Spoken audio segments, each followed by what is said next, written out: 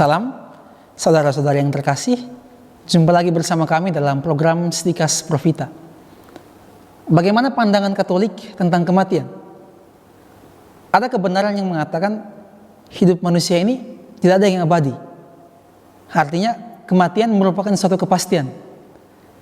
Meskipun dia percaya kepada Tuhan, pun suatu saat hidupnya akan berakhir di dunia ini. Tidak ada seorang pun yang dapat mengelakkan kematian, meskipun setiap orang memiliki waktunya sendiri yang orang lain atau bahkan dirinya sendiri tidak tahu.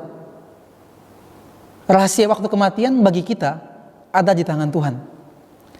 Jujur atau tidak jujur, kematian pasti membawa ketakutan. Kalau orang bertanya, apa ketakutan yang paling besar dalam hidup manusia? Apakah kehilangan pekerjaan? Apakah ketakutan semakin menipisnya materi yang menopang kehidupan kita, makanan dan minuman? Apakah ketakutan karena kita semakin tua dan keriput dan orang tidak lagi memandang pada kecantikan dan ketampanan kita? Apakah ketakutan karena hancurnya persahabatan dengan teman dekat kita, saudara dan orang tua?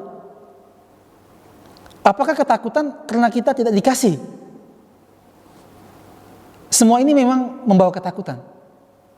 Kita takut kehilangan pekerjaan, takut jatuh sakit, takut uang atau tabungan kita semakin menipis, takut karena dari hari ke hari kecantikan dan kegagahan kita semakin memudar, lalu kulit kita mulai keriput dan badan kita mulai membongkok. Kita takut juga kalau kita tidak dikasihi. Semua ini sifatnya relatif, artinya berbeda satu terhadap yang lain. Lalu, apakah ketakutan yang paling besar?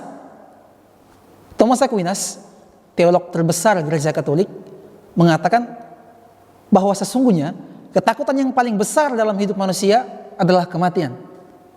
Mengapa kematian? Karena kematian menghancurkan tubuh manusia. Kematian membawa kesedihan dan perpisahan dengan teman-teman, komunitas, anggota keluarga, dan lingkungan di mana seseorang tinggal. Kematian menghancurkan segalanya, bukan saja badan dan hidup kita, tetapi juga impian-impian kita. Kematian menghancurkan semua kenikmatan, kehormatan, jabatan, dan karir yang telah kita rintis bertahun-tahun lamanya. Benar bahwa di hadapan kematian, semua kembali ke titik nadir, ke titik zero. Di sanalah manusia ditelanjangi dalam ketidakberdayaan. Dalam kematian, semua yang telah kita raih, entah itu kedudukan atau kekayaan, menjadi tidak berguna dan tidak berdaya. Mungkin kita memiliki segalanya, misalnya kekayaan dan kekuasaan yang mampu menggerakkan segala sesuatu, tetapi semuanya itu tidak berdaya di hadapan kematian. Dari uraian di atas, benar bahwa kematian membawa ketakutan. Tetapi apakah kita terus terikat oleh ketakutan itu? Apakah dengan ketakutan akan kematian membuat umur kita bertambah sehari, seminggu, sebulan, dan seterusnya? Di atas semua ketakutan ini, kita memiliki Allah, pusat harapan setiap orang Kristen. Sekali lagi, kita memiliki Allah. Allah inilah yang memberikan kembali kehidupan kepada kita manusia. Dalam kematian, tubuh jasmani kita memang hancur dan lenyap. Orang hanya mengingat kebaikan atau kejahatan kita yang mungkin diceritakan dari mulut ke mulut, yang membuat kita dipuji kalau kita berbuat baik, tetapi dicerca kalau kita berbuat jahat. Tetapi kehidupan yang diberikan Allah kepada kita manusia yang layak menerimanya, mengubah segala sesuatu menjadi baru kembali. Maka meskipun kematian membawa ketakutan, tetapi kita tidak pernah boleh kehilangan harapan kepada Allah, Tuhan dan pencipta kehidupan manusia, sekaligus yang mengambilnya kembali. Atas dasar inilah kita percaya kepada hidup yang akan datang. Kenyataan hidup yang akan datang sangat erat kaitannya dengan hidup yang sekarang. Bahkan kehidupan yang sekarang menentukan kehidupan yang akan datang. Mengapa? Jawabannya karena hanya di dunia ini ada kesempatan untuk bertobat dan kembali ke jalan Tuhan, untuk meraih kembali kehidupan baru. Sedangkan setelah kematian tidak ada kesempatan lagi. Memilih untuk mengikuti jalan Tuhan berarti memilih untuk hidup di tanah air surgawi dalam kebahagiaan kekal. Sedangkan memilih untuk menjauh dari jalannya berarti memilih neraka, artinya berpisah dari Allah, yang tidak lain hidup dalam penyiksaan api yang kekal. Nah, seperti yang diajarkan oleh Kristus, kematian dalam pandangan Kristen mempunyai arti yang positif. Kita lihat Filipi bab 1 ayat 21. Bagiku hidup adalah Kristus dan mati adalah keuntungan, kata Santo Paulus. Kemudian 2 Timotius bab 2 ayat 11. Benarlah perkataan ini, jika kita mati dengan Dia, kita pun akan hidup dengan Dia.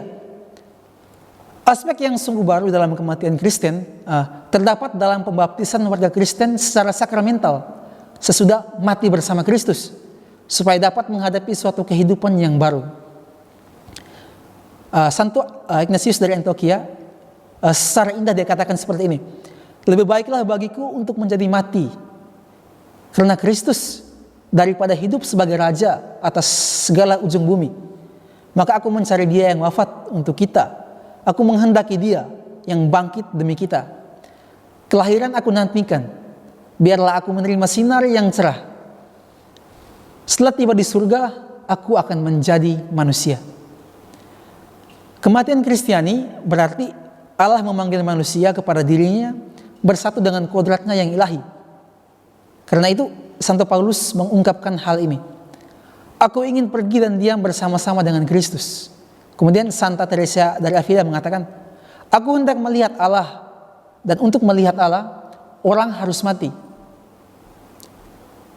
Kerinduan terdalam Kristen adalah kebahagiaan bersama Allah sebagai Bapa dalam kerajaan yang abadi. Di dalam dan bersama Allah, kebahagiaan yang dirindukan itu terpenuhi secara sempurna. Kerinduan duniawiku sesudah disalibkan dalam aku, ada air yang hidup dan berbicara, yang berbisik dan berkata kepadaku, mari menuju Bapa. Demikianlah ungkapan Santo Ignatius dari Antioquia. Pandangan Kristen tentang kematian dilukiskan sangat indah dalam prefasi Misa Arwah. Bagi umat berimanmu ya Tuhan, hidup hanyalah diubah, bukannya dilenyapkan. Dan sesudah roboh rumah kami di dunia ini, akan tersedia bagi kami kediaman abadi di surga. Lalu, kematian merupakan titik akhir dari perjalanan hidup manusia di dunia ini. Kematian merupakan titik akhir dari masa rahmat dan masuk dalam kehidupan yang terakhir.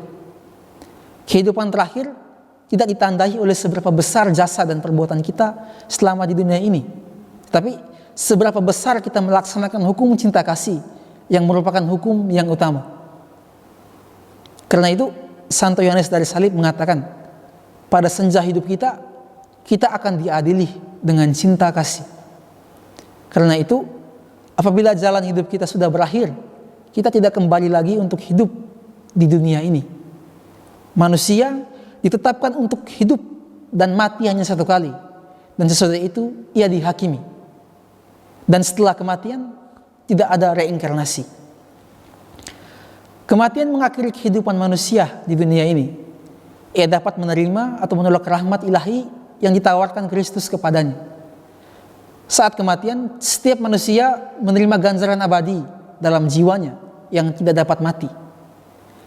Ini terjadi dalam suatu pengadilan khusus yang menghubungkan kehidupannya dengan Kristus, entah masuk ke dalam kebahagiaan surgawi melalui api penyucian, atau masuk langsung ke dalam kebahagiaan surgawi, atau mengutuki dirinya untuk selama-lamanya dalam nyala api yang kekal, yaitu neraka. Orang yang hidup dalam rahmat dan dalam persahabatan dengan Allah dan disucikan sepenuhnya akan hidup selama-lamanya dalam kebahagiaan bersama Allah dan dalam persekutuan dengan para malaikat dan para kudus dalam kerajaan surga, tanah air surgawi. Mereka dapat memandang Dia dalam keadaan yang sebenarnya, memandangnya dari muka ke muka. Saat itu iman akan lenyap dan pengharapan tidak ada lagi. Karena apa yang merupakan gambaran yang samar-samar yang kita imani di dunia ini telah menjadi nyata, dan apa yang tidak pernah kita lihat akan menjadi tampak dengan jelas. Pengharapan kita kepada Allah berupa janji-janjinya melalui wahyunya telah digenapi, yaitu kebahagiaan kekal bagi semua orang beriman.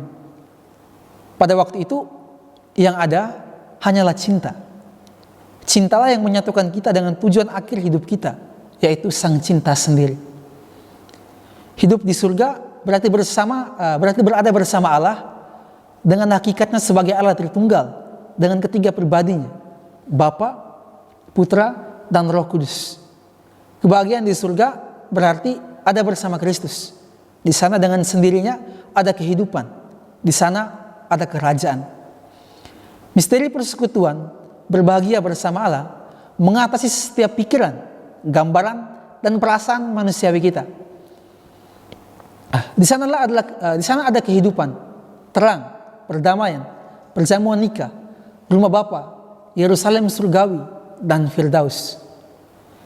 Itulah surga tanah air yang kita dambakan dalam hidup ini. Karena itu, meskipun secara manusiawi kematian menjadi hal yang paling menakutkan bagi manusia, kalau hal itu tidak terjadi dalam Allah, kematian itu sia-sia.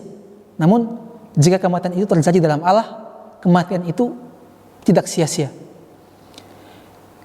Hidup tidak berakhir di dunia, seperti yang dikatakan Mazmur.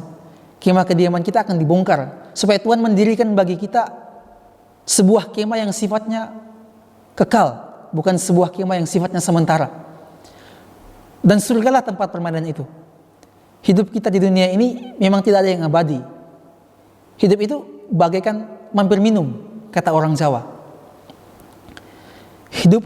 Hidup memiliki arti jika suatu saat kita dapat berbahagia di surga bersama Allah. Saudara-saudara yang terkasih, kematian bukanlah akhir dari segala-galanya, tetapi merupakan suatu perjalanan untuk menuju ke kediaman abadi dalam rumah Bapa. Untuk menyediakan tempat bagi kitalah Kristus harus meninggalkan dunia ini dan wafat di salib. Dengan demikian, kematian merupakan kembali dari persiarahan menuju kepada pangkuan Bapa. Bapa menantikan kita untuk berkumpul dalam kerajaannya sebagai anak dan Bapa, dan memerintah bersama Dia untuk selama-lamanya. Semoga saudara semakin mencintai kebenaran sehingga akhirnya diselamatkan. Salam Profita.